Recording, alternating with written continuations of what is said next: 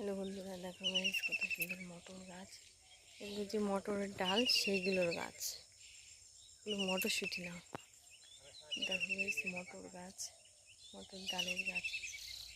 দেখো গাইস একটা জায়গা নিয়ে লাগিয়েছে। দেখো গাইস খুব সুন্দর লাগছে।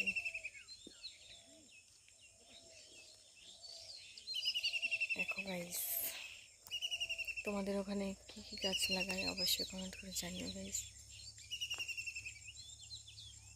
দেখো ফুল হয়েছে, ফুলগুলো রঙিন রঙিন, খুব সুন্দর লাগছে। দেখো গাইস